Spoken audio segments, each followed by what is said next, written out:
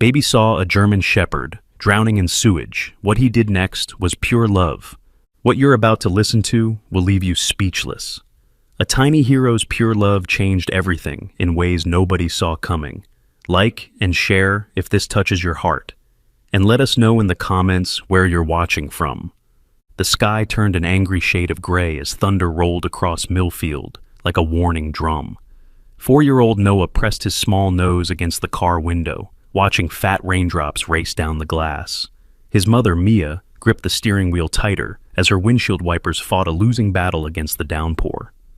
"Mommy, the sky is crying," Noah whispered, his breath fogging up the window. Mia forced a smile, trying to hide her concern.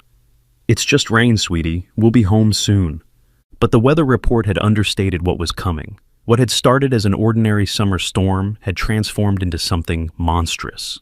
3 days of non-stop rain had pushed Millfield's aging infrastructure beyond its limits. The town, built in a valley and surrounded by 3 rivers, was now paying the price for years of neglected maintenance on its drainage systems.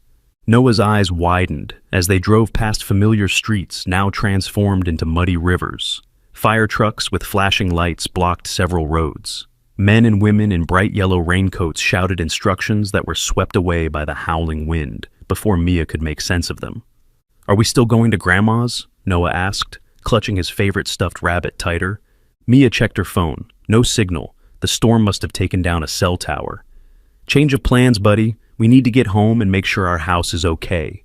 She turned onto Willow Lane, their usual shortcut home, only to find it partially flooded. The car splashed through puddles that reached halfway up the tires. The rain hammered against the roof like angry fists. Mia's knuckles turned white as she navigated around a fallen branch. That's when she saw it. Their path forward was blocked by a cascade of murky water pouring from an overflowing drainage tunnel. The underground system had surrendered to the deluge, forcing sewage and stormwater back up through manholes and drainage outlets. "Damn it," Mia muttered under her breath. She'd have to back up and find another way. But as she put the car in reverse, Noah unbuckled his seatbelt. "Noah, what are you doing?" Mia reached back to stop him. Noah's face had changed. The playful curiosity that usually danced in his eyes was replaced by something else, something unnervingly focused and intent. "Someone's in trouble," he said simply.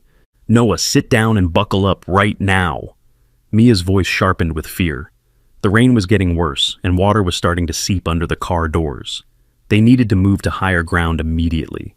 But Noah wasn't listening. He pressed his face closer to the window, staring at the half-submerged tunnel entrance where filthy water gushed out like a nightmarish fountain. The stench of sewage had begun to seep into the car, making Mia gag. "Noah, please." "Listen," Noah insisted, his small finger pointing toward the tunnel. "Can't you hear it?" Mia strained her ears but heard only the relentless drumming of rain and distant sirens. "There's nothing there, honey. It's just the storm." Noah shook his head stubbornly. "Something's crying, in the dirty water." A chill ran down Mia's spine that had nothing to do with her wet clothes. Noah had always been different from other children, more sensitive, more aware. Sometimes he knew things before they happened, like the time he insisted they shouldn't go to the beach, only for a dangerous riptide to form that exact day. Or when he'd woken up crying the night before his grandfather had a heart attack, despite being hundreds of miles away. "What kind of crying, Noah?" Mia asked, her irritation melting into unease. Noah's eyes never left the tunnel. Not a person crying, a dog crying, a big dog. Mia shifted the car into park and unbuckled her seatbelt to turn fully toward her son. "Noah, there can't be a dog in that tunnel. The water would have—" She stopped herself. No need to paint that picture for a 4-year-old. "He's stuck," Noah whispered, his small hands pressed against the window. "He can't get out and the bad water keeps getting higher." Thunder cracked directly overhead, making them both jump. The rain intensified, turning the world outside into a gray blur. Water had begun to pool around the tires. "We need to go, Noah, now. If there is a dog, we'll call animal control when we get somewhere safe." Mia reached for her phone again, but the screen remained stubbornly dark. The battery had died. Noah's lower lip trembled. "But they won't come in time." "Noah, please." Mia reached for her son, trying to guide him back into his seat. "We can't stay here. It's not safe." For a moment, Noah allowed himself to be moved, but as Mia buckled him in, his shoulders slumped in defeat, The car was suddenly rocked by a flash of emergency lights. A police cruiser had pulled up behind them, its headlights cutting through the gloom. Officer Daniel Taylor approached their window, rain plastering his uniform to his body. Mia rolled down her window just enough to hear him. "Ma'am, you need to evacuate this area immediately. The drainage system is backing up, and we're expecting a surge of water in the next 30 minutes. "We were just leaving," Mia assured him. "My son thought he heard—" "A dog!" Noah shouted from the back seat. "There's a dog in the tunnel!" Officer Taylor's expression softened as he looked at Noah. "That's just the storm playing tricks on your ears, little man. No dog would be down there." "But I heard it," Noah insisted, tears welling up in his eyes. "He's scared and can't breathe good." The officer exchanged a look with Mia, the kind adults share when humoring a child with an overactive imagination. "Tell you what," he said, leaning closer to the window. "I'll check it out after we get everyone to safety, okay?" Noah folded his arms across his chest, unconvinced. "You're lying." "Noah," Mia gasped. "That's not how we talk to police officers." But Officer Taylor just chuckled. "Smart kid. You're right.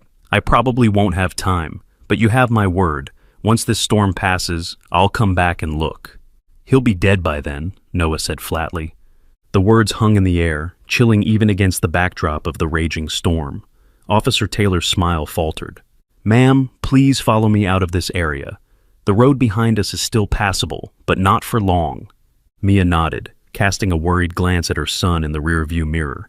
Noah had turned away, his face pressed against the window again, shoulders shaking with silent sobs. As they pulled away from the tunnel, following the cruiser's flashing lights, Mia couldn't shake the feeling that they were leaving something important behind. Noah's certainty had planted a seed of doubt in her mind. What if there really was something in that tunnel? But what could she have done? Put her child at risk for what was almost certainly nothing? The police escort led them to higher ground, where a temporary shelter had been set up in the community center. Volunteers handed out blankets and hot chocolate as more refugees from the storm trickled in. Mia found them a quiet corner where Noah could rest, but her son wouldn't settle. "We left him there," he kept saying, his voice hollow. "He was calling for help, and we left him." Mia stroked his damp hair. "Noah, honey, there was nothing in that tunnel but dirty water." "You didn't hear him because you weren't listening," Noah said, pulling away from her touch. "Grown-ups never listen right." Hours passed. The storm raged on outside, but the shelter remained secure.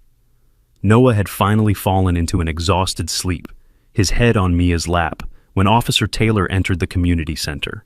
His uniform was soaked and muddy, and he looked bone-tired as he consulted with the shelter coordinator.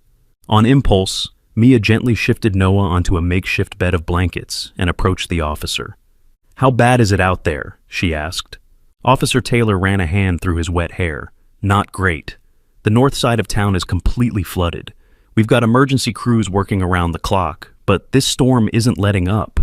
Mia hesitated, feeling foolish even as the words formed on her lips. "That tunnel, where we were earlier, has anyone checked it?" The officer looked at her strangely. "Why would we?" "My son was so certain he heard something. He's not usually like this. He's sensitive sometimes, notices things others don't." Officer Taylor's expression softened. "Ma'am, I understand your concern, but we've got people trapped in actual houses. We can't divert resources to check drainage tunnels on a child's hunch." "Of course, I understand." Mia started to turn away, embarrassed for even asking. "But," the officer added, making her pause, "if it makes you feel any better, those tunnels have emergency overflow systems. If there was anything in there, which is highly unlikely, it would have been either washed out or found its way to one of the exit points by now." Mia nodded, not entirely reassured. "Thank you." When she returned to Noah, she found him awake, sitting up with his knees pulled to his chest. "You asked about the dog," he said quietly. "It wasn't a question?" Mia sat beside him. "How did you know that?" Noah shrugged. "I just did." He looked up at her, with eyes that seemed too old for his face. "But you didn't believe me. Nobody does." "It's not that I don't believe you, Noah. It's just—" "He's still alive," Noah interrupted. "But not for long. The water's up to his neck now." A chill ran through Mia despite the warmth of the shelter. "Noah, please stop. You're scaring me." "I'm scared too, Mommy," Noah's voice cracked. Because I can feel him dying, and I can't help. Mia pulled her son close, feeling his small body tremble against hers. It's going to be okay, she whispered, not knowing what else to say. Noah shook his head against her shoulder. No, it's not. Not unless we go back. Outside, lightning flashed, illuminating the shelter's windows for a brief, terrifying moment. The storm wasn't done with them yet, and somehow, Mia knew neither was that tunnel. As the night deepened, the storm gradually began to lose its fury. The rain didn't stop, but it softened from a violent downpour to a steady drizzle. Emergency updates announced that the worst had passed, though flooding remained severe in many areas. Mia had finally managed to coax Noah into eating some soup and crackers. He sat quietly now, wrapped in a blanket, staring at nothing. The haunted look in his eyes broke her heart. Noah, she said gently, I want you to know that I hear you. I may not hear what you hear, but I believe that you heard something. Noah looked up, a flicker of hope crossing his face. You do? Yes, Mia said, making a decision she hoped she wouldn't regret. And as soon as it's safe, we'll go back and check, I promise. It needs to be now, Noah said urgently, not when it's safe. He doesn't have time. Mia sighed. Sweetie, we can't just... Excuse me, a new voice interrupted. Mia looked up to see an elderly man with a weathered face and kind eyes. He wore the reflective vest of a volunteer. I couldn't help overhearing. Your boy thinks there's a dog trapped somewhere? Mia nodded, embarrassed. In a drainage tunnel on Willow Lane, but it's just... I believe him, the man said simply. Mia stared at him in surprise. I'm sorry, what? The old man knelt down to Noah's level, his knees cracking with the effort. My name's Henry. I used to work for the water department before I retired. Know those tunnels like the back of my hand. He smiled at Noah. And I've learned over the years that kids and dogs have ways of understanding each other that grown-ups can't always comprehend. Noah's eyes widened. You believe me? I do, Henry said. And I've got a truck that can get through high water. If your mom agrees, I'd be willing to go check out that tunnel. Mia hesitated. Could she trust this stranger? And even if she could, was it worth the risk? As if reading her thoughts, Henry added gently, I understand your concern, ma'am, but I've got 40 years of experience with flood rescue, and I'll have my radio with me. If it gets too dangerous, I'll turn back. No heroics. Noah's hand slipped into Mia's, squeezing with surprising strength. Please, Mommy. Outside, the rain had almost stopped. The emergency sirens had gone quiet. Maybe, just maybe. I'm coming with you, Mia heard herself say. Henry nodded, respect in his eyes. Fair enough, but the little one stays here. No, Noah protested immediately. I need to come. He won't come out for anyone else.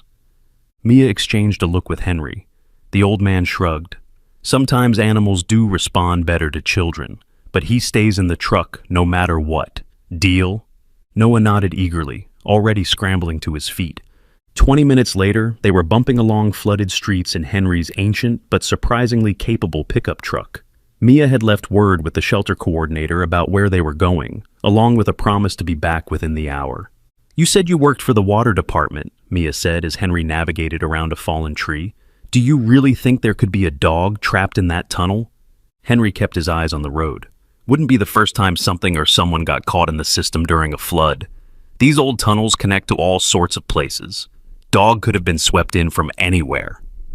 But how could it survive in those conditions? Mia pressed. The water, the sewage.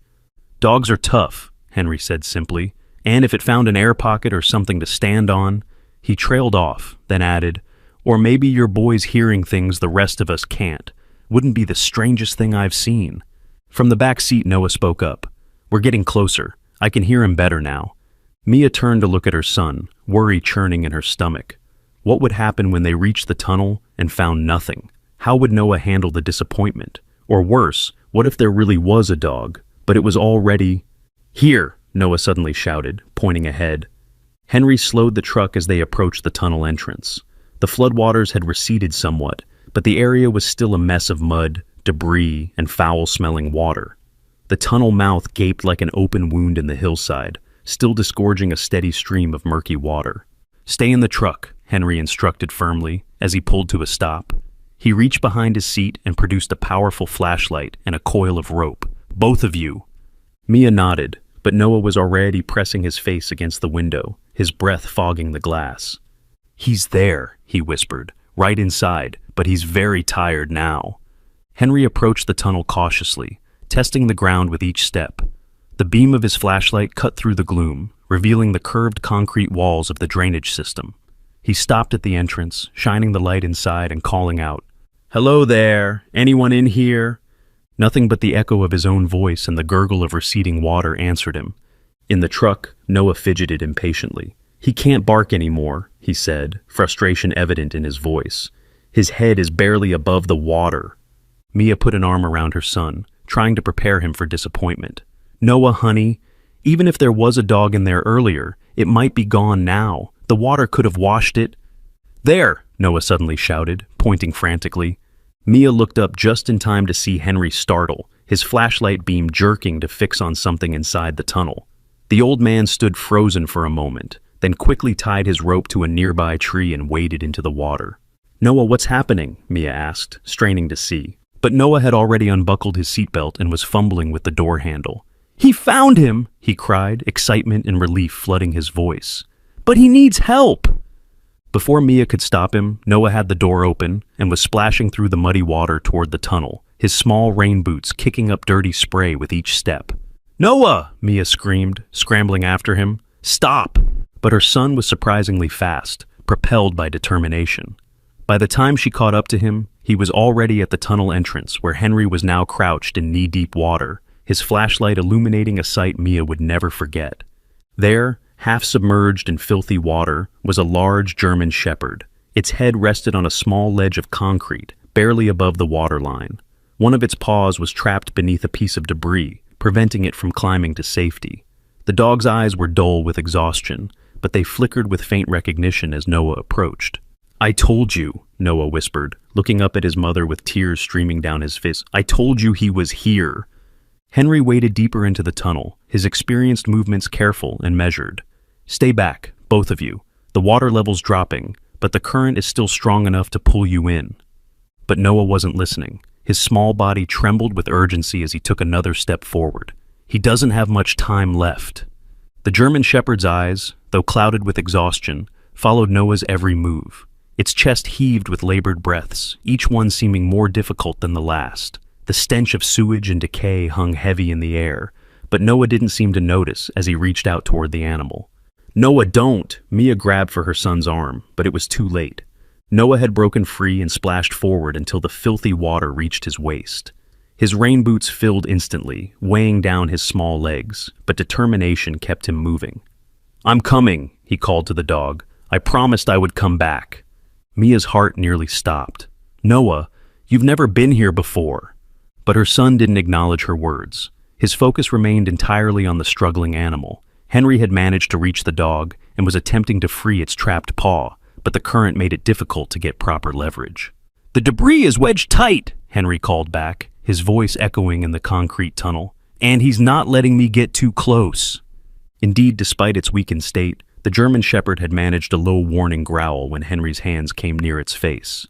"He's scared," Noah said with absolute certainty. "He doesn't know you want to help." Before Mia could stop him, Noah had waded to Henry's side. The water lapped dangerously at his chest now, its murky surface carrying all manner of debris. "Noah!" Mia screamed, fighting her way through the water after him. But every step was a battle against the current and the treacherous, slippery tunnel floor. Noah reached the dog and, to Mia's horror, placed his small hand directly on the animal's head. The German shepherd, who had been growling at Henry's approach, immediately fell silent at Noah's touch. Its eyes, though dull with exhaustion, focused on the child with unmistakable recognition. "See," Noah said softly to the dog, "I told you I would find you." Henry used the distraction to work on freeing the dog's trapped paw. With a grunt of effort, he finally dislodged the piece of concrete, pinning it down. "Got it," he exclaimed.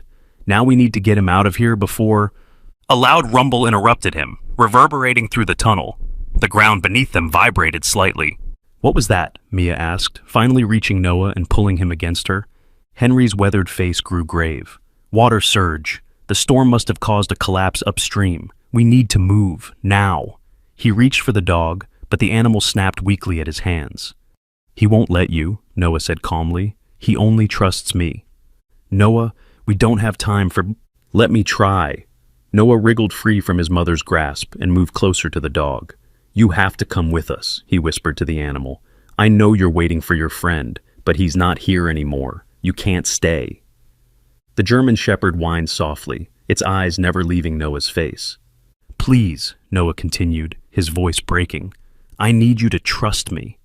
To Mia's amazement, the dog struggled to its feet, wobbling precariously on the slippery ledge. Its fur was matted with filth, and one of its hind legs appeared injured, but determination shone in its eyes, mirroring the look on her son's face. Another rumble, louder this time, shook the tunnel. The water level began to rise again, swirling around Noah's chest. "That's it," Henry said firmly. He scooped Noah up with one arm and grabbed the dog's collar with his other hand. "We're leaving. Now." But the German Shepherd pulled back, nearly yanking Henry off balance. It turned toward the darkness deeper in the tunnel, whining urgently. "What's it doing?" Mia asked, panic rising in her voice. "We need to go." Noah squirmed in Henry's arm.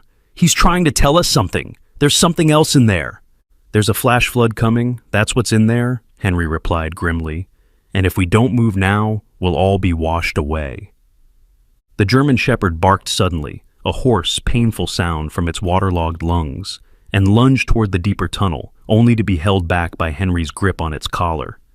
"Please," Noah begged, tears streaming down his face. "He says there's another one. We have to look." Henry and Mia exchanged glances. The rumbling was growing louder, and the water had risen another inch in just the past minute. "Go," Henry said to Mia. "Take Noah to the truck. I'll check quickly and be right behind you." "No," Noah cried. "The dog won't show you. It has to be me." "Absolutely not," Mia snapped, reaching for her son. "Henry, give him to me." But the old man hesitated, looking at the desperate German Shepherd, and then back at Noah's tear-streaked face. The boy might be right. Dogs are smart, and this one seems fixed on him for some reason. He set Noah down on the concrete ledge, safely above the rising water. "Stay right here. Don't move an inch. I'll hold the dog's collar and we'll look together. Just a quick look, no more than 30 seconds. Mia wanted to scream, to grab her son and run, but something in Henry's steady gaze made her hesitate. This man had spent his life in these tunnels. If he thought they had 30 seconds, they had 30 seconds. 30 seconds, she agreed, her voice shaking. Not 1 second more. Noah nodded solemnly and turned to the dog. "Show us, quickly." The German Shepherd immediately turned and limped deeper into the tunnel, pulling Henry along. Noah followed, staying on the raised ledge that ran along the tunnel wall. The beam of Henry's flashlight danced across the curved concrete walls as they disappeared around a bend. Mia counted each second in her head, fighting the urge to run after them. The water continued to rise, now reaching midway up her thighs. The rumbling had become a constant background noise, like distant thunder. 22, 23, 24. Just as she was about to call out, she heard Noah's voice echo from inside the tunnel. "We found it! Come help!" Mia splashed forward, her heart pounding. Around the bend, Noah stood on the ledge, pointing excitedly at something in the water. The German Shepherd was trying to reach whatever it was, whining and pawing at the water's surface. Henry aimed his flashlight where Noah pointed, revealing a small waterproof case wedged between two pipes. It was military style, olive green, and secured with heavy-duty clasps. "That's what he was trying to show us?" Henry asked, puzzled. Noah nodded vigorously. "It's important. He says it's very important." Henry handed Mia his flashlight and waded over to retrieve the case. "It's stuck pretty good," he grunted, pulling at it, "and heavy, too." With a final heave, the case came free. Henry immediately turned back toward the tunnel entrance. "Time to go. That water's rising fast now." They hurried back toward the entrance, the German Shepherd limping alongside Noah, who kept one hand on its filthy fur at all times. The dog seemed unwilling to be more than a few inches from the boy. They had almost reached the tunnel mouth when the rumble became a roar. A wall of water surged around the bend behind them, carrying branches, trash, and other debris in its churning mass. "Run!" Henry shouted, pushing Mia and Noah ahead of him. "To the truck! Now!" They burst out of the tunnel just as the flood surge exploded behind them. Water sprayed over their backs as they scrambled up the muddy bank. The German Shepherd, despite its injured leg, managed to keep pace with Noah, who refused to let go of its matted fur. They reached Henry's truck with seconds to spare. As they piled in, the dog hesitating only until Noah called to it, the flood surge poured from the tunnel mouth like water from a fire hose, quickly submerging the area they had just escaped. Inside the truck, they sat in stunned silence, dripping wet and reeking of sewage. The German Shepherd collapsed on the floor at Noah's feet, its chest heaving with exhaustion. Despite its filthy condition, Noah immediately bent down to wrap his arms around the animal's neck. "You did it," he whispered into the dog's ear. "You saved the important thing." Henry placed the waterproof case on the seat between himself and Mia. "Wonder what's so special about this," he murmured, examining it. "We should get back to the shelter," Mia said, still shaking from their narrow escape. "That dog needs medical attention, and all of us need to get cleaned up and checked out." Henry nodded and started the truck.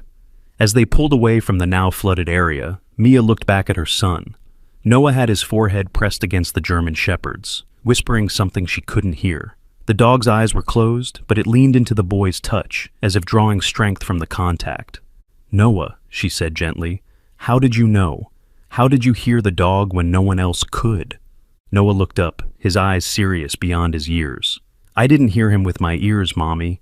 I heard him here," he tapped his chest. "And he heard me the same way." The German Shepherd opened its eyes at Noah's words, gazing at the boy with what could only be described as devotion.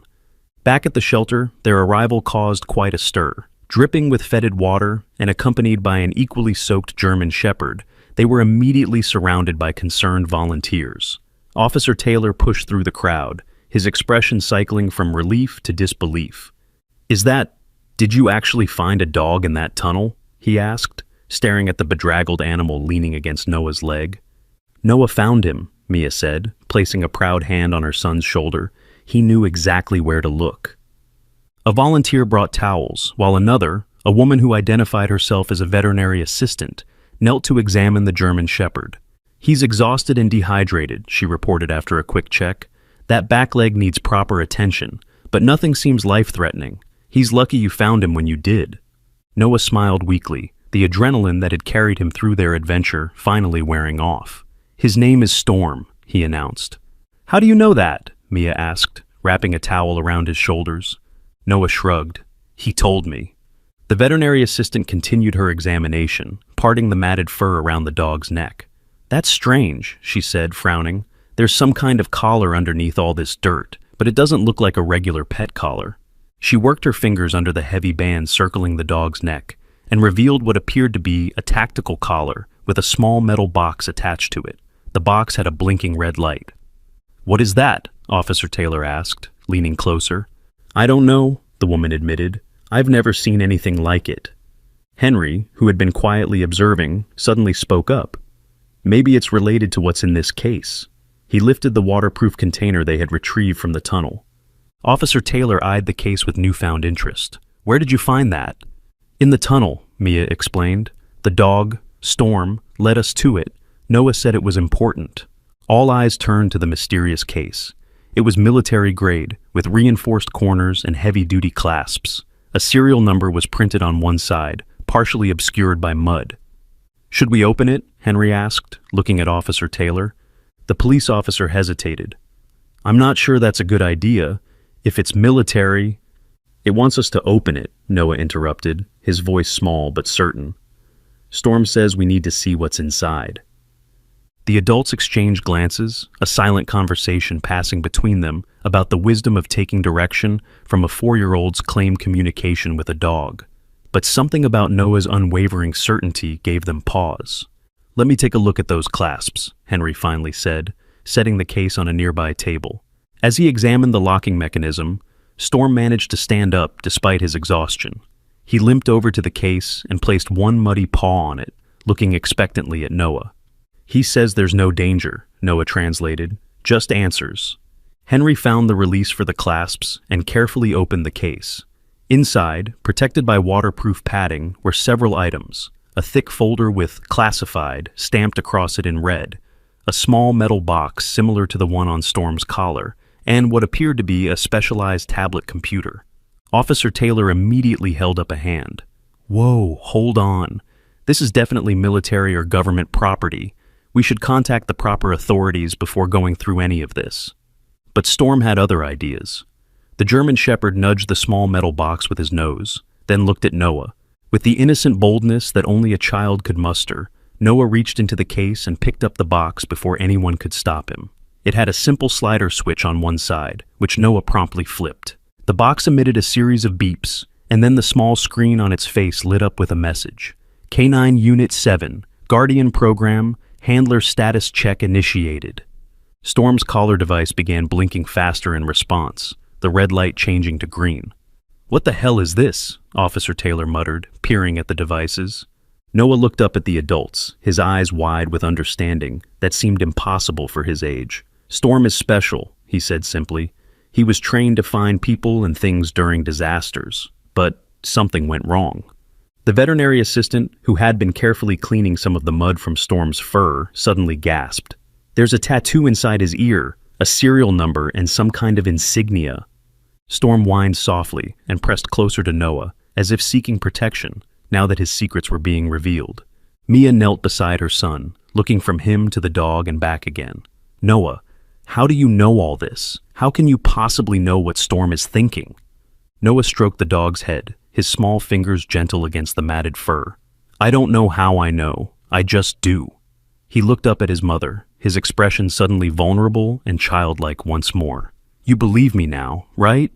Mia pulled her son into a tight hug, careful not to dislodge his hand from Storm's head. "Yes, baby, I believe you." Officer Taylor carefully lifted the classified folder from the case. "I need to call this in. Whatever this is, it's way above my pay grade." As the adults busied themselves with next steps, Noah remained by Storm's side, continuing their silent communication. The German Shepherd's eyes never left the boy's face, and a subtle change had come over the animal. Despite its exhaustion and injuries, there was a newfound alertness in its posture, a sense of purpose rekindled. "What is he telling you now?" Mia asked quietly, noticing the intense connection between her son and the dog. Noah's answer sent a chill down her spine. "He says we found part of the truth," the boy whispered, "but there's more, much more, and we're not safe yet."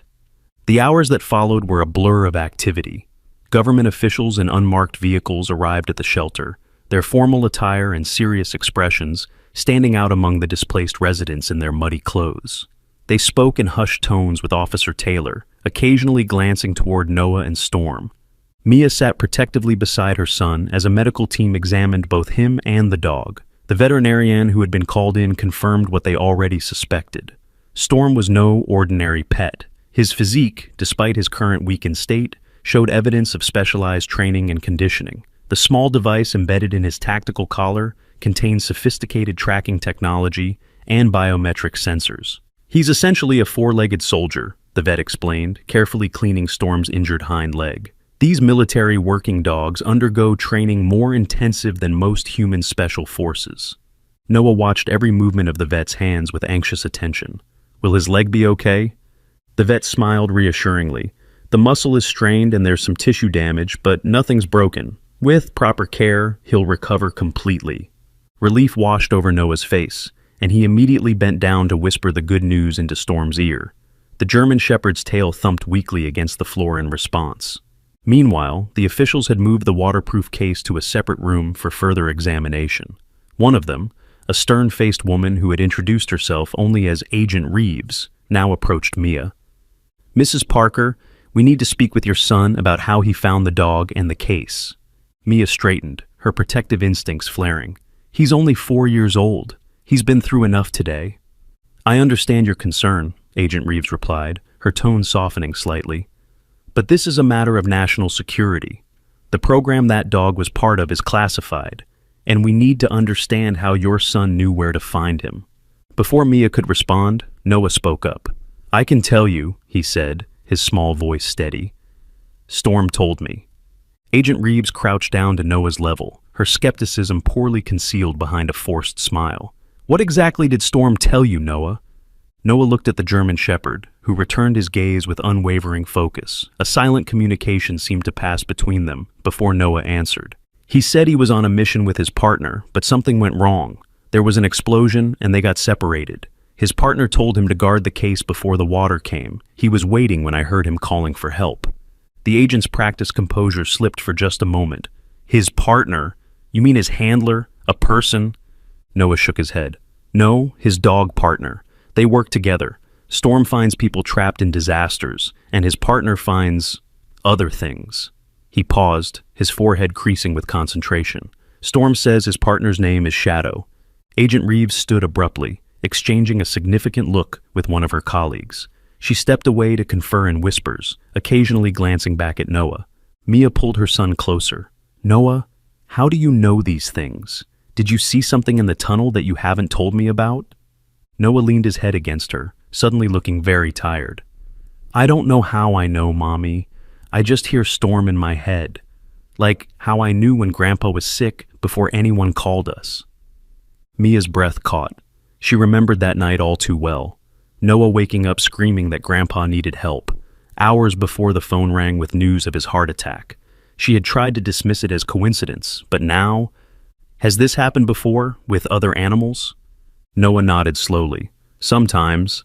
The neighbor's cat told me she was going to have kittens before anyone knew, and I could hear that bird with the broken wing crying in the park last summer. Mia's mind raced.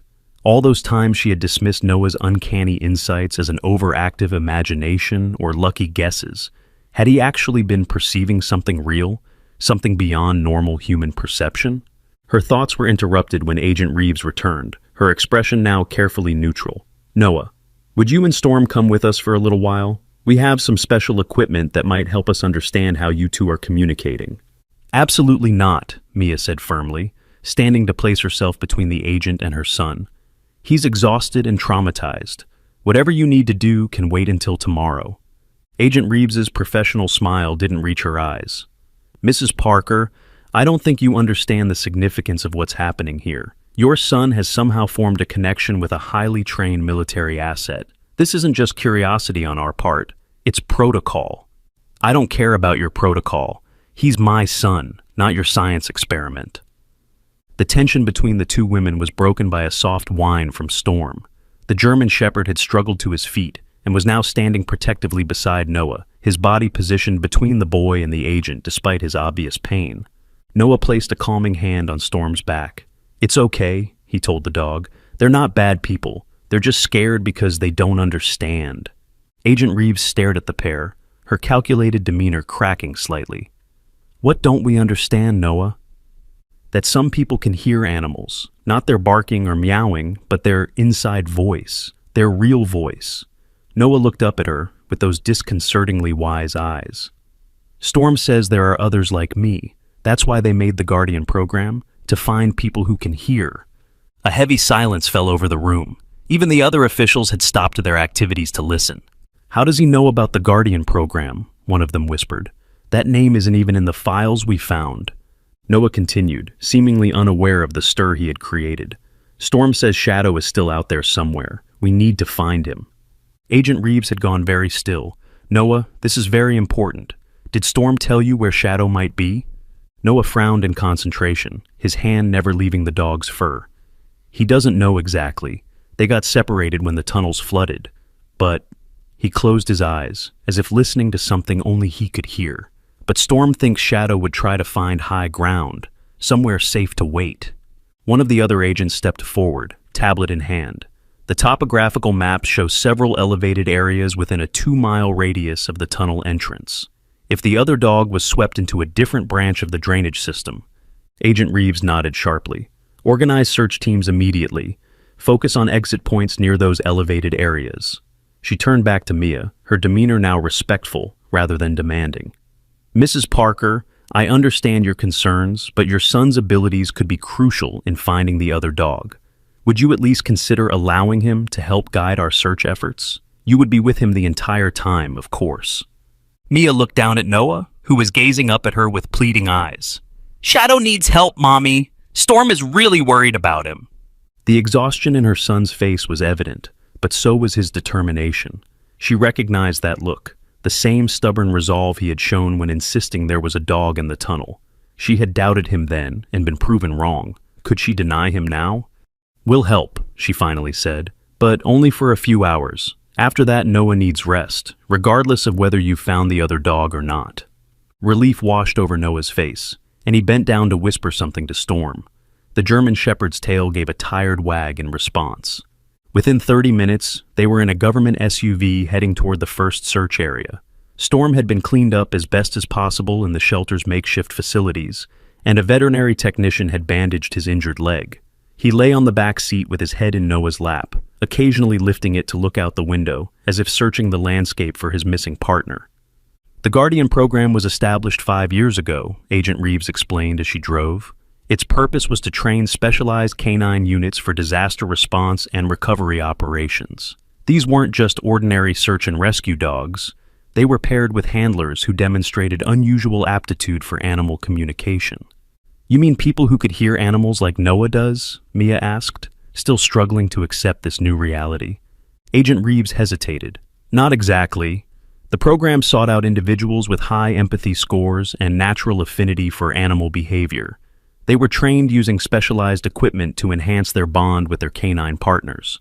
She glanced in the rearview mirror at Noah. "But what your son describes, actually hearing the dog's thoughts, that's beyond anything our program achieved." "Then how does he know about it?" "That's what we're trying to figure out. The information in that case could help us understand." The agent slowed the vehicle as they approached a small rise overlooking a section of the drainage system's outflow. This is the first potential exit point. If Shadow was swept through this branch of the system, he might have made it out here. They parked, and Noah immediately opened his door, Storm struggling to follow, despite his injury. The twilight was deepening into night, but powerful floodlights had been set up by the advance team, illuminating the area in harsh white light. "Noah, wait!" Mia called, hurrying after her son. "Let the agents check the area first." But Noah was already making his way down the gentle slope, one hand on Storm's back for support. The German Shepherd, despite his weakness, seemed energized by their purpose, his nose working the air as they approached the concrete outlet where water still flowed from the drainage system. Agent Reeves and her team spread out, searching the muddy banks for signs of the missing dog. One agent carried specialized thermal imaging equipment, scanning the surrounding vegetation for heat signatures. Noah stopped suddenly, his head tilting as if listening. "Storm says Shadow isn't here. He would have left a sign." "A sign?" Agent Reeves asked. "What kind of sign?" Noah looked to Storm, waiting. After a moment, he pointed to a nearby tree. "Like that. Shadow leaves marks on trees when they get separated. It's part of their training." The agents examined the tree but found nothing. Doubt flickered across Agent Reeves's face. "There's no mark here, Noah." "Because Shadow was never here," Noah explained patiently. "Storm says we need to try the north branch. That's where they were when the explosion happened." The agents exchanged glances. "The north branch wasn't in our initial search grid," one of them admitted. "It's an older section of the system, partially decommissioned." "That's why they were there," Noah said, his small face serious. "Storm says bad people were using the old tunnels to hide things. That's what they were looking for when everything went wrong." Agent Reeves's expression sharpened. "What kind of things, Noah?" Noah concentrated, his hand buried in Storm's fur, as if drawing information through the physical connection. "Storm doesn't know exactly. That was Shadow's job, to find the hidden things. But they smelled wrong. Dangerous." Mia felt a chill that had nothing to do with the evening air. What had her son gotten involved in? "We're adjusting our search parameters," Agent Reeves decided, already pulling out her phone to redirect the other teams. "North Branch Outlet is approximately 2 miles from here." As they returned to the vehicles, Mia pulled Noah aside. "Honey, are you sure about this? You look exhausted." Noah's eyes were indeed heavy with fatigue, but his voice remained determined. "I promised Storm we'd find Shadow, and Shadow might be hurt." Mia studied her son's face, noting the unusual maturity in his expression. This wasn't just a child's fascination with a dog. There was something deeper, a sense of responsibility that seemed beyond his years. She remembered all the times she had dismissed his uncanny perceptions, how she had encouraged him to be normal, to stop talking about hearing animals' thoughts. Had she been suppressing something real, something special? "Okay," she said softly, "but you tell me the moment you get too tired, understood?" Noah nodded, though Mia suspected he would push himself far beyond reasonable limits for Storm's sake. The drive to the North Branch Outlet took them through areas of the town Mia rarely visited, industrial zones and abandoned warehouses at the city's edge. The flood damage was evident here too, with debris scattered across access roads and water still pooling in low-lying areas. Storm grew increasingly alert as they approached. His ears pricked forward and his body tense despite his injuries. "He senses something," Noah whispered, excitement breaking through his fatigue. The North Branch outlet was an older, larger structure than the previous one, a concrete monolith partially obscured by years of unchecked vegetation. The floodwaters pouring from it had carved deep channels in the earth, creating a maze of mud and debris at its base. As soon as they parked, Storm was pawing at the door, whining urgently. "He knows Shadow is here," Noah said, his voice rising with excitement. The search team deployed quickly, spreading out with flashlights and thermal imaging equipment. The area was treacherous, with unstable mud banks and hidden sinkholes created by the rushing water. "Stay close to me," Mia instructed Noah firmly, taking his hand as they carefully made their way down to where Agent Reeves was coordinating the search. Storm, however, had other ideas. Despite his injured leg, he suddenly lunged forward, breaking away from Noah's side to scramble down the muddy slope. His movements were clumsy, but driven by desperate purpose. "Storm!" Noah called, trying to follow, but held back by Mia's grip. The German Shepherd ignored the call, disappearing into a dense patch of flood-flattened reeds at the edge of the outlet. "Let the agents go after him," Mia said, holding Noah firmly as he struggled to follow. A series of barks erupted from the reeds, not Storm's hoarse voice, but a different, sharper sound. Agent Reeves and her team immediately converged on the area, pushing through the vegetation with weapons drawn. "What's happening?" Noah asked, straining to see. Moments later, Agent Reeves emerged from the reeds, her expression a mixture of amazement and concern. "We found them," she called. "Both of them." She beckoned them forward, and Mia cautiously allowed Noah to approach, keeping a tight hold on his hand. As they reached the edge of the reed bed, she gasped at the sight before them. Storm stood beside another German Shepherd, this one coal-black where Storm was tan and gray. The black dog was thinner, with a makeshift bandage of mud and leaves plastered against its side. Around its neck was a tactical collar identical to Storm's, the embedded device blinking steadily. But it wasn't the dogs that had caused Agent Reeves's concern. It was what lay beside them, the body of a man, half submerged in mud, his face ghostly pale in the harsh light of the agent's flashlights. "Is he—" Mia couldn't finish the question, instinctively pulling Noah back. "Alive, but barely," Agent Reeves replied tersely. "Medical team is on the way." Noah broke free from Mia's grasp and ran to the dogs. Shadow, for this must be Storm's missing partner, initially growled at the approaching child, positioning himself protectively in front of the unconscious man. "It's okay," Noah said softly, slowing his approach. "I'm helping Storm. We came to find you." The black dog's ears flicked forward, his growl subsiding as he studied Noah. Storm limped to Noah's side, nudging the boy's hand with his nose as if making an introduction. Noah closed his eyes, his forehead furrowing in concentration. When he opened them again, there was understanding in his gaze. "Shadow was protecting him," he announced to the surrounding adults. "The man is his true handler. When the explosion happened, Shadow dragged him to safety, but the man hit his head." Agent Reeves knelt beside the unconscious figure, checking his pulse. "This is Agent Daniel Miller. He was reported missing 3 days ago during a classified operation." She looked up at Noah with new respect. "How could you possibly know he's Shadow's handler?" "Shadow told me," Noah replied simply. "He says Agent Miller is a good man. He can hear them too, like me." The medical team arrived, swarming around the injured agent with professional efficiency. Shadow refused to leave his handler's side, baring his teeth when anyone came too close. Only when Noah placed a gentle hand on his back did the black dog relax enough to allow the medics to work. As they prepared to transport Agent Miller to the hospital, Agent Reeves pulled Mia aside. "Mrs. Parker, what your son can do, it's extraordinary. The Guardian program has been trying to achieve this level of interspecies communication for years without success. Noah seems to have it naturally." Mia watched as her son sat between the 2 German shepherds, one hand on each dog's head, his eyes closed in what appeared to be deep communication. "What does that mean for him, for us?" Agent Reeves hesitated. "That depends on you. There are people who would very much like to understand Noah's abilities better. They could offer him specialized training, development." "You mean they want to study him?" Mia interrupted flatly. "Turn him into a lab rat or a military asset like these dogs?" "That's not—" He's 4 years old, Mia said firmly. Whatever gift he has, it's his to understand and develop as he grows, not yours. Agent Reeves studied her for a long moment, then nodded slowly. I understand your position, but please consider this. There may be others like Noah out there, people with abilities they don't understand. Your son's gift could help us find them, help them. Before Mia could respond, Noah approached, looking even more exhausted than before, but with a certain peace in his expression. Shadow says thank you, he told Agent Reeves solemnly, for finding them and for helping Agent Miller. The agent crouched to Noah's level. You're the one who found them, Noah. We couldn't have done it without you. Noah shook his head. Storm and Shadow did the hard part. They protected the important things, just like they were trained to do.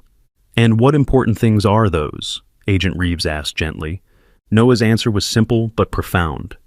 The case with the secrets, Agent Miller with the knowledge, and the connection, the special way of hearing that makes us different. As the medical team loaded Agent Miller into an ambulance, Shadow followed, never leaving his handler's side. Storm limped back to Noah, leaning heavily against the boy's small frame. What happens to Storm now? Noah asked, his arms wrapping protectively around the dog's neck. Agent Reeves looked from the child to the dog and back again, observing their undeniable bond. That's a complicated question. Technically, he's government property, and once he recovers, he should return to service. Noah's face crumpled, and Storm whined softly, pressing closer to him. But, Agent Reeves continued thoughtfully, the Guardian program has been exploring civilian applications, cases where specially trained dogs could be placed with uniquely qualified individuals. Hope bloomed in Noah's tired eyes. You mean Storm could stay with me? It would involve certain commitments, training programs, regular evaluations, occasional participation in research studies, all voluntary, and under your mother's supervision, of course. Mia placed her hands on Noah's shoulders, feeling the tension in his small body as he awaited her response. She looked down at Storm, at the intelligence and loyalty shining in the dog's eyes, and at the unmistakable connection between her son and this extraordinary animal. We'll discuss the details tomorrow, she said finally. For now, I think these two need rest and recovery time. Noah's face broke into a weary smile, and he buried it in Storm's fur. The German Shepherd's tail thumped against the mud, his eyes closing in what looked remarkably like contentment. As they made their way back to the vehicle, Noah walking slowly with one arm draped over Storm's back, Mia found herself wondering about the future that awaited them. Her ordinary life with her extraordinary son had just taken a turn she could never have anticipated. Whatever came next, she knew with absolute certainty that nothing would ever be the same again. The following days passed in a blur of medical evaluations, debriefings, and hushed conversations just beyond Noah's hearing. The storm had finally passed, leaving Millfield to assess the damage and begin the long process of recovery. Many residents were still displaced, including Mia and Noah, who had been relocated to a government-provided apartment while their home was repaired. Storm had become Noah's constant shadow, refusing to leave the boy's side even during medical examinations. The veterinarians were amazed at the dog's rapid recovery. His injured leg was healing faster than expected, and his overall condition had improved dramatically. They attributed it to the specialized training and breeding of the Guardian program dogs. But Mia suspected it had more to do with the unbreakable bond that had formed between her son and the German Shepherd. 3 days after the rescue of Shadow and Agent Miller, Mia sat in a nondescript conference room at a local government building, listening as Agent Reeves explained the situation. The Guardian program was established as a joint venture between military special operations and civilian disaster response teams, the agent explained, sliding a folder across the table. Its primary goal was to develop canine units with enhanced capabilities for locating survivors and sensitive materials in disaster zones. Mia glanced through the documents, most of which had been heavily redacted. And where does my son fit into this?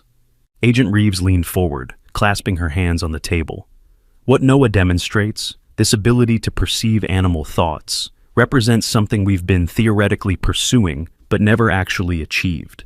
The program tried using technology to enhance the neural connection between handlers and their canine partners, but the results were limited. So, you're saying Noah can do naturally what your technology couldn't? Precisely. And not just with Storm. His connection with Shadow, a dog he had never met before, suggests his ability transcends the one-to-one bonding we've observed in our trained handlers. Mia closed the folder, fixing Agent Reeves with a determined stare. Noah is a child, not a research subject. I agreed to this meeting to discuss Storm's future, not to sign my son up for government experiments. I understand your concerns, Agent Reeves replied, her tone softening. But please consider the possibilities. Noah's gift could revolutionize not just search and rescue operations, but our entire understanding of interspecies communication. With proper guidance and support, he could help develop protocols for identifying and training others with similar abilities. And what about his childhood? His normal development? His chance to just be a regular kid? Agent Reeves was silent for a moment, weighing her words. Mrs. Parker, I don't think regular has ever been in the cards for Noah. From what you've told us, he's been perceiving animal thoughts for most of his life. Pretending that doesn't exist won't make him normal. It will just leave him isolated and confused. The truth of those words stung. Mia thought of all the times she had dismissed Noah's imaginary conversations with animals, how she had encouraged him to keep such thoughts to himself around other children. Had she been forcing him to hide a fundamental part of himself? What exactly are you proposing? She asked finally. A partnership, Agent Reeves replied. Storm would be officially retired from active duty and placed with Noah as his companion. In return, Noah would participate in weekly sessions with our researchers, always with you present, of course, to help us better understand his abilities.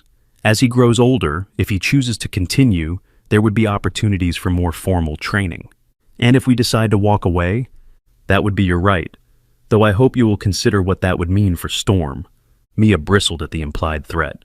Are you saying you'd take Storm away from Noah if we don't cooperate? Not at all, Agent Reeves quickly clarified. Storm would remain with Noah regardless. He's bonded to your son in a way our experts have never seen before. Separating them now would be cruel to both. I'm merely suggesting that Noah might want to help other animals and handlers achieve what comes naturally to him and Storm. Mia sat back, studying the agent's face for signs of deception, but finding only earnest intensity. I need to discuss this with Noah. Despite his age, this affects him more than anyone. Agent Reeves nodded. Of course, take all the time you need. When Mia returned to their temporary apartment, she found Noah sitting on the floor with Storm, both of them focused on a pile of colored blocks. As she watched, Noah would point to a block, whisper something to Storm, and the dog would carefully pick up the indicated block with his mouth and place it on a growing structure. Are you playing or training? Mia asked, smiling at the pair. Noah looked up, his face brightening. Both. Storm is teaching me how they did exercises in his training, and I'm teaching him how to build towers. Mia sat cross-legged on the floor beside them. Noah, I need to talk to you about something important. About you and Storm, and what happens next. Noah's expression grew serious, and he placed a hand on Storm's back, as he often did when seeking reassurance. Are they going to take him away? No, honey. Storm can stay with us, but the people who trained him would like us, you especially, to help them understand how you can hear what Storm and other animals are thinking. Noah seemed to consider this, his small forehead furrowing in concentration. Would it help other people hear animals too? Maybe, they hope so. And would it help other animals like Shadow find people who can hear them? Mia nodded. That's part of what they want to learn. Noah was quiet for a long moment, his hand absently stroking Storm's fur. Finally, he looked up at his mother. Storm thinks we should help. He says there are lots of animals who try to talk to people, but most people don't listen. What do you think, Noah? Not Storm. You. Noah's answer was immediate and confident. I want to help. It feels right. Like finding Storm was supposed to happen. Mia studied her son's face, seeing wisdom beyond his years in his earnest expression. Had that always been there, she wondered, beneath the ordinary exterior of a 4-year-old boy? Then we'll help, she decided. But school and your regular life come first. And if at any point you want to stop, we stop. No questions asked. Noah nodded solemnly, then broke into a smile. Can I tell Storm? He's right here, sweetie. Can't he hear us? Noah giggled. Yes, but he likes when I tell him things out loud too. It makes him feel special. As Noah bent to whisper in Storm's ear, Mia marveled at the natural ease with which her son navigated between verbal and nonverbal communication with the dog. It was as if he had slipped into a rhythm that had always been waiting for him, a connection that completed something essential in his being. The weeks that followed established a new normal for their small family.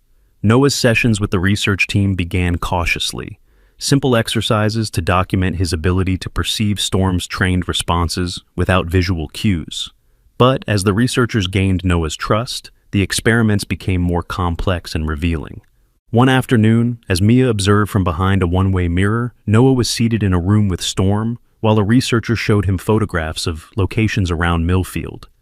"Can you ask Storm if he recognizes any of these places?" the researcher prompted. Noah studied each photograph carefully before placing his hand on Storm's neck, a gesture that had become his standard way of initiating deeper communication with the dog. "He knows this one," Noah said, pointing to an image of an abandoned warehouse. "This is where they train sometimes. There's a big room underground where they practiced finding things." The researcher made a note, her expression carefully neutral. "And this one?" She placed another photograph on the table, an ordinary-looking house on a quiet street. Noah conferred silently with Storm. "This is the bad place," he finally said. "Storm doesn't like it. Shadow found dangerous things here, and men with guns came." The researcher's pen paused mid-note, her composure slipping for just a moment. "Did Storm tell you what dangerous things Shadow found?" Noah frowned, concentrating. He didn't see them. Storm was outside, guarding. Shadow went in with Agent Miller. He looked up suddenly, his expression troubled. "There are more bad places. Storm says they only found some of them before the explosion." Later, Mia would learn that the house in the photograph had been raided by federal agents the previous month, yielding a cache of illegal weapons and explosives linked to a domestic terrorist cell. Information that had never been released to the public. Information Storm couldn't have known through any conventional means. As the sessions continued, Noah's abilities seemed to expand rather than diminish. He began reporting perceptions from animals beyond Storm, birds outside the window, a mouse living in the building's walls, a stray cat that frequented the parking lot. The researchers documented everything with growing excitement, proposing new tests and protocols almost daily. Agent Reeves, who had become a regular presence in their lives, was careful to monitor Noah's energy levels and emotional state. "We don't want to overwhelm him," she insisted whenever the scientific team grew too eager. "His well-being comes first." One evening, as Mia was preparing dinner in their temporary apartment, Agent Reeves stopped by with news. "Agent Miller has regained consciousness," she announced. "He's asking to meet Noah." Mia hesitated, knife paused over the cutting board. "Is that necessary? Noah's already had a full day of tests." "This isn't about testing," Agent Reeves clarified. "Miller has been with the Guardian program since its inception. If anyone can help Noah understand his abilities, it's him." "And why would he want to do that?" Agent Reeves's expression softened. "Because, according to his debriefing, Miller has been experiencing something similar to what Noah describes, direct perception of his dog's thoughts. It started after an experimental procedure using the neural enhancement technology designed for the program. He thought he was losing his mind until Shadow started responding to his unspoken commands." Mia set down the knife, intrigued despite her protective concerns. "So, Noah isn't the only one? The only natural, as far as we know? Miller's abilities seem to be a side effect of the technology, limited and specific to the dogs he's trained with. But he understands what Noah is experiencing in a way none of our researchers can." The decision, like so many lately, ultimately fell to Noah. When asked if he wanted to meet Agent Miller, his eyes lit up with excitement. "Yes, Storm has been wondering how he's doing, and I want to ask him about Shadow." The next day found them in a private room at the government medical facility where Agent Miller was recovering. The man who awaited them looked younger than Mia had expected, perhaps in his early 30s, with short brown hair and alert green eyes that immediately fixed on Noah with intense interest. Shadow lay on the bed beside his handler, ears perking up as Storm and Noah entered the room. The two dogs acknowledged each other with subtle movements that Mia would have missed just weeks ago, but now recognized as their unique form of greeting. "So, you're the boy who can hear them," Agent Miller said, his voice still weak from his ordeal. "I've been looking forward to meeting you."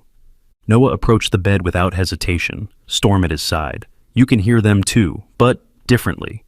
Miller smiled. "That's right, though not as clearly as you from what I understand. For me, it's like catching glimpses of their thoughts, especially when they're focused on something important. When did it start? Noah asked, displaying the directness that had both impressed and unnerved the research team. After a procedure designed to enhance my neural connection with Shadow. It was experimental. I was one of the first handlers to try it. Miller gestured to a small scar behind his ear. Something unexpected happened during the process. The scientist said it was just my brain adapting to the technology, interpreting canine behavior more efficiently. But I knew it was more than that. Noah nodded sagely. You started hearing Shadow's inside voice. Exactly. At first, just impressions, feelings, then specific thoughts, especially during our missions. Miller's gaze shifted to Mia. Most people thought I was crazy or just overly attached to my dog. It's isolating, being the only one who knows the truth. Noah's not alone, Mia said firmly. He has me, and I believe him. Agent Miller's smile was genuine. That makes all the difference. He turned back to Noah. The researchers tell me you can communicate with other animals too, not just Storm. Noah shrugged, as if this were the most natural thing in the world. All animals have thoughts. Most people just don't listen right. That's what I've been trying to tell them. Miller's excitement brought a flush of color to his pale face. It's not about technology or special training. It's about being open to a form of communication that exists all around us. For the next hour, Noah and Agent Miller exchanged experiences and insights, while Mia and Agent Reeves observed in fascinated silence. The connection between them was immediate and profound. Two individuals who had glimpsed a reality others couldn't perceive, finding validation in each other's experiences. When it was time to leave, Miller reached out to clasp Noah's small hand. Thank you for finding Shadow and bringing help. According to the doctors, I wouldn't have survived another day out there. Noah smiled. It was Storm who found you. I just helped him look in the right place. Well, I hope you'll visit again. Shadow and I have a lot more to talk about with you and Storm. As they walked back to the car, Noah unusually quiet beside her. Mia gently squeezed his shoulder. Are you okay, honey? That was a lot to take in. Noah looked up at her, his expression thoughtful. Agent Miller is like me, but different. He had to have a special operation to hear Shadow. I just always could. He paused, processing this revelation. Why am I different, Mommy? It was the question Mia had been dreading, the one that had kept her awake at night since Storm had entered their lives. How do you explain to a child that he possesses an ability science can't fully comprehend? Some people are just born with special gifts, she said carefully. Like how some kids can play music beautifully without lessons, or do math problems in their head. Your gift is being able to hear animals in a way most people can't. Noah considered this, absently stroking Storm's fur as they walked. Do you think there are other kids like me? Agent Miller seems to think it's possible. That's part of why the research is important, to find others who might have the same gift but don't understand it. Noah nodded, seemingly satisfied with this answer, but as they reached the car, he paused, looking back toward the medical facility with sudden intensity. Noah, what is it? Shadow told me something right before we left, he said, his voice dropping to a near whisper. Something he didn't want Agent Miller to hear because it would make him worried. Mia crouched to her son's level, concern tightening her chest. What did Shadow tell you? Noah's eyes met hers, wide and serious. He said the bad people who caused the explosion know about me now. They know I can hear the dogs, and they're going to try to find me. Mia's blood ran cold. Noah, are you sure that's what Shadow meant? Maybe you misunderstood. I didn't, Noah insisted. Shadow knows because he heard the bad people talking when they thought no one was there. That's why he and Storm were guarding the case, because it has information about all the people who might be able to hear animals like I do. Mia straightened, scanning the parking lot with new paranoia. Agent Reeves was still inside, unaware of this chilling development. Should she go back and report what Noah had said? Or was this just the overactive imagination of a child caught up in a world of government secrets and special abilities? But as she looked down at her son's solemn face and the equally alert posture of Storm beside him, Mia knew this wasn't imagination.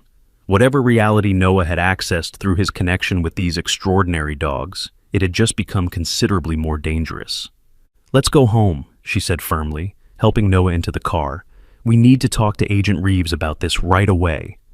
As she started the engine, Mia caught sight of Storm in the rearview mirror. The German Shepherd sat upright in the back seat beside Noah, his posture vigilant, eyes scanning the surroundings with military precision. No longer just a companion or research subject, a protector. And in that moment, Mia understood why Storm had been drawn to Noah from the beginning. Her son's gift wasn't just about communication, it was about connection, a bridge between species that could change everything. A bridge some wanted to build, and others, it seemed, would do anything to destroy. The revelation about potential danger sent the government response teams into overdrive. Agent Reeves arranged for around-the-clock protection, while investigators worked to piece together the full scope of the threat Noah faced. The waterproof case, it turned out, contained more than just classified documents. It held a complete database of individuals worldwide who had shown any indication of unusual animal communication abilities. The Guardian program wasn't just about training dogs, Agent Reeves explained during an emergency briefing. It was about identifying and cataloging people with Noah's gift. The program's creators believed that natural animal communicators could be trained to work with specially prepared canines to create the ultimate search and rescue teams. Mia felt sick as the implications sank in. You mean they were collecting information on people like my son without their knowledge? Agent Reeves nodded grimly. The program operated under the assumption that these individuals didn't fully understand their abilities and would benefit from formal training and integration into government service. But somewhere along the line, the information was leaked or stolen. By whom? That's what we're trying to determine. Agent Miller and his team were investigating a series of break-ins at veterinary clinics and animal shelters, places where people with Noah's abilities might naturally gravitate.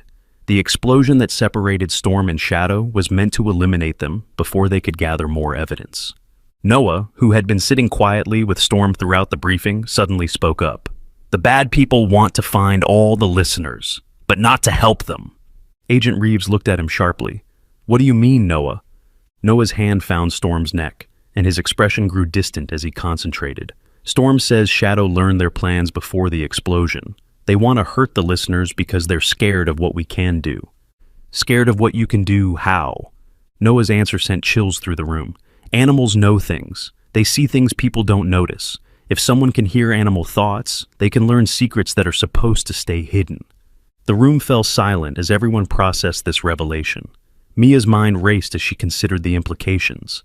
How many crimes had been witnessed by animals whose testimony could never be heard? How many secrets were vulnerable to someone who could access the observations of birds, dogs, cats, and countless other creatures? That's why they want to stop us, Noah continued, before we get too good at listening. Agent Reeves was already reaching for her phone. I need to contact headquarters immediately. This changes everything about our threat assessment. Over the next week, the investigation uncovered a conspiracy that reached far beyond what anyone had initially suspected. The group targeting Noah wasn't just interested in the Guardian program. They were part of a larger organization that had been monitoring and eliminating individuals with unusual abilities for years. The database Noah had helped recover contained names, locations, and detailed profiles of over 200 people worldwide who had demonstrated some form of animal communication skills. Most disturbing was the discovery that many of these individuals had died under suspicious circumstances or simply disappeared without a trace. We're talking about a systematic elimination program, Agent Reeves reported during another briefing. Your son isn't just at risk. He may be one of the last natural animal communicators left alive. The weight of this information was staggering. Mia found herself looking at Noah with new eyes, seeing not just her gifted child, but potentially the key to preserving an entire category of human ability that someone was determined to erase from existence. What do we do? She asked, her voice barely above a whisper. Agent Reeves's expression was grim but determined. We've identified several underground facilities where the elimination team has been operating. We need to shut them down and capture the leadership before they can complete their mission. And for that, we need Noah's help. Absolutely not, Mia said firmly. I won't put my son in danger. Mom, Noah interrupted, his voice surprisingly steady. Storm says we have to help. The other listeners are still in danger. Mia looked down at her son, seeing the same determined expression he had worn when insisting there was a dog in the flooded tunnel. But this time, the stakes were infinitely higher. What exactly are you proposing? She asked Agent Reeves. We've located what we believe is the main operations center, an underground facility disguised as a research laboratory. Our intelligence suggests they're holding several individuals with abilities similar to Noah's. We need someone who can communicate with any animals in the facility to help us navigate the underground structure and locate the prisoners. And you want a 4-year-old to do this? Agent Reeves shook her head. We want Storm to do this, with Noah's help to interpret what he finds. Noah looked up from where he had been whispering to Storm. There are dogs there, lots of dogs, and some of them used to work with the good people before they got taken. The room seemed to hold its breath as Noah continued to relay information from Storm. The bad people are using the dogs to test things, trying to make them stop listening to their partners, but it's not working right, and the dogs are getting sick. Agent Reeves leaned forward intently. Noah, can Storm tell us anything about the layout of this facility? How to get in and out safely? Noah concentrated, his small face furrowing with effort. Storm knows a dog who escaped from there. She's living in the woods nearby, too scared to come out, but she remembers the way through the tunnels. Can Storm find this dog? Noah nodded. Her name is Echo. She used to work with a lady named Sarah who could hear animals too, but Sarah got taken to the bad place and didn't come back out. Mia felt tears pricking her eyes as she realized the full scope of what they were discussing. Somewhere, probably not far away, people with abilities like Noah's were being held captive, possibly tortured, by individuals who saw their gift as a threat to be eliminated. When do we leave? She heard herself ask. The operation was planned for the following night.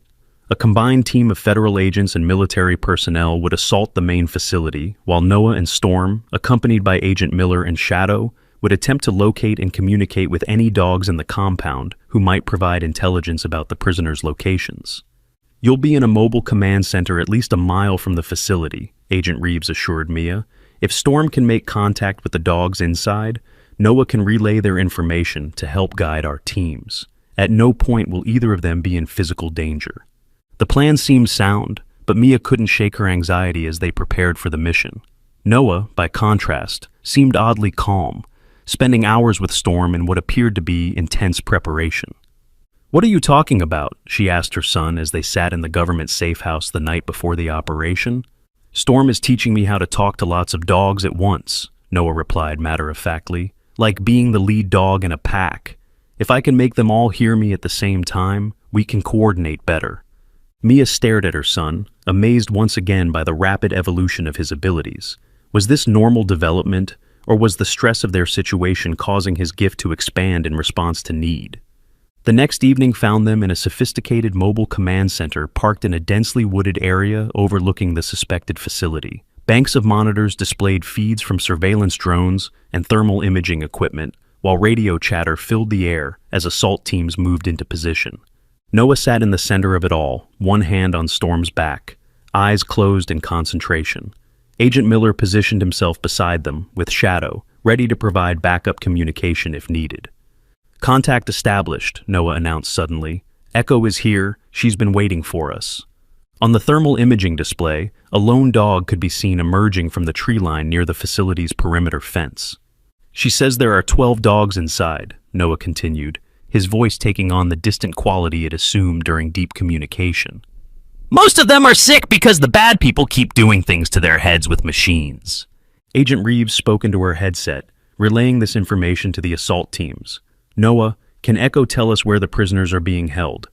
Noah's face scrunched with concentration. She says, underground, 3 levels down, but there are traps and security dogs that have been turned mean. Turned mean how? The bad people did something to their brains, made them not listen to their handlers anymore. Now they only attack. This information prompted a flurry of tactical adjustments as the assault teams prepared for a more complex infiltration than originally planned. Noah, Agent Miller said softly, can you ask Echo if any of the dogs inside remember their original handlers? If they might still respond to familiar commands? Noah relayed the question, then shook his head sadly. Most of them don't remember, but there's one, a big brown dog named Titan. He misses his handler very much. The handler is down there too, in the prison place. The operation began at exactly midnight.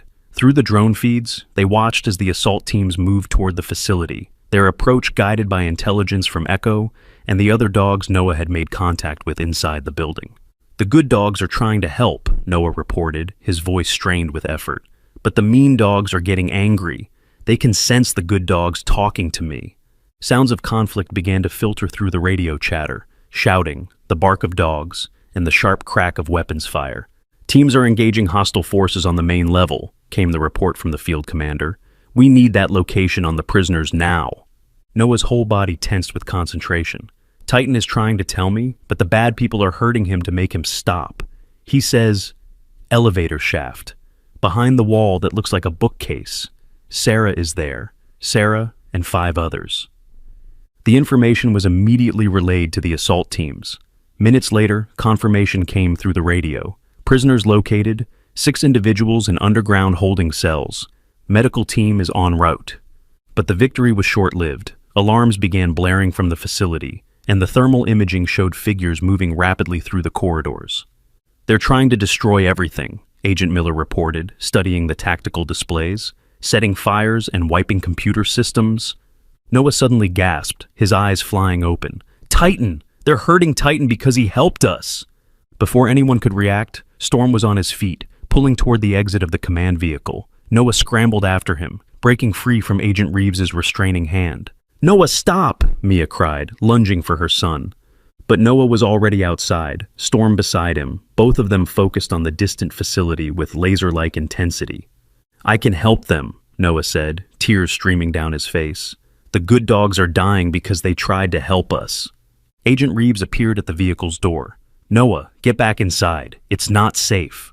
Noah shook his head, dropping to his knees beside Storm. "I have to try. Please."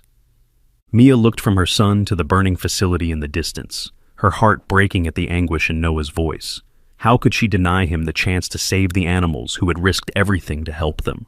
5 minutes, she said finally. "But if it gets too dangerous, we're leaving."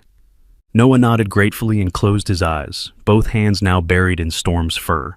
In the distance, the sounds of conflict continued, but something had changed. The barking of dogs had become more coordinated, less chaotic. "I can hear them all now," Noah whispered. "Even the mean dogs. They're not really mean. They're just scared and confused." What happened next would be documented in government reports as a spontaneous de-escalation of hostile canine forces. But Mia witnessed something far more extraordinary. Through some combination of Noah's gift and Storm's leadership, every dog in the facility seemed to suddenly remember their original training. The vicious attack dogs stood down, the frightened captives emerged from hiding, and even the dying ones seemed to find peace in Noah's mental presence. The operation was declared a complete success within the hour. 6 prisoners were rescued, including Sarah, a woman in her 30s who had been missing for over a year. The facility's computers yielded terabytes of data about the elimination program, leading to arrests across multiple countries. But for Noah, the real victory was smaller and more personal. As the sun rose over the cleared facility, a large brown dog limped out of the building, supported by 2 federal agents. Titan had survived his ordeal, and when he saw Noah waiting by the command vehicle, his tail began to wag for the first time in months. Noah ran to meet him, and the big dog collapsed gratefully into the boy's embrace. They stayed that way for a long time, child and animal communicating in the silent language only they fully understood. "What is he telling you?" Mia asked softly, kneeling beside them. Noah looked up, his face streaked with tears but glowing with quiet joy. "He says thank you for not forgetting about them. And he says..." Noah paused, listening intently. "He says his handler Sarah is going to be okay. She never stopped trying to hear him, even when the bad people told her she was crazy." 3 months later, Noah stood in front of a small memorial garden that had been created behind the new Guardian program headquarters. 12 granite stones marked the resting places of the dogs who had died in the underground facility before they could be rescued. Storm stood quietly beside him, along with Shadow, Titan, Echo, and several other dogs who had survived their ordeal. "They didn't die for nothing," Noah said softly, placing a small bouquet of wildflowers at the base of the central memorial stone. "They died protecting the connection between animals and people. They died so we could keep listening." Agent Reeves, Agent Miller, and Sarah, who had become another mentor figure in Noah's life, stood respectfully behind as the boy completed his private ceremony. The Guardian program had been completely restructured in the wake of the underground facility raid, Instead of operating in secret, it now functioned as an open research initiative designed to identify, support, and train people with natural animal communication abilities. Noah had become not just their primary case study, but their ambassador to a world that was slowly beginning to accept the reality of interspecies communication. "What's next for you?" Sarah asked as they walked away from the memorial garden. Noah looked up at her, then at Storm, who had never left his side since that first night in the flooded tunnel. "Storm says there are others out there, kids like me who can hear animals but don't know it's real. He wants to help find them." "And what do you want?" Mia asked, taking her son's hand. Noah smiled, the same pure, joyful expression he had worn as a toddler, but now tempered with wisdom beyond his years. "I want to help people and animals understand each other better. I want to make sure no one ever has to feel alone, just because they can hear things others can't." He looked back at the memorial garden one more time, where sunlight filtered through the trees and touched the granite stones with golden light. "Storm says that's what heroes do," he added quietly. "They listen when no one else will, and they never give up on the connections that matter most." As they walked toward the car, Storm and the other dogs forming a protective circle around Noah, Mia reflected on how dramatically their lives had changed since that stormy night, when her son had first insisted there was a dog crying in the tunnel. What had started as a mother's reluctant indulgence of her child's imagination had become a mission that saved lives and opened new possibilities for human and animal cooperation. Noah had found his purpose not through grand gestures or dramatic heroics, but through the simple act of listening, really listening, to a voice that desperately needed to be heard. In doing so, he had not only saved Storm, but had discovered his own extraordinary gift and the courage to use it for something greater than himself. Some heroes, Mia realized, don't bark or bite or fight. Some heroes simply listen with their whole hearts, creating connections that bridge the spaces between species, between understanding and fear, between what is and what could be. And sometimes, that's the most powerful heroism of all. The story of Noah and Storm spread far beyond official reports and classified files. It became a symbol of hope for anyone who had ever felt misunderstood or alone in their unique perceptions of the world. And in communities around the globe, children began to feel safer admitting that they too could hear the inner voices of animals, knowing that somewhere, a boy named Noah and a dog named Storm were listening too, ready to help them understand that their gift was not a burden, but a bridge to a richer, more connected world. If this story touched your heart and made you believe in the extraordinary connections that exist all around us, share it with someone who needs to know they're not alone. Comment below and tell us about any special bonds you've witnessed between humans and animals. Because every connection matters and every voice deserves to be heard.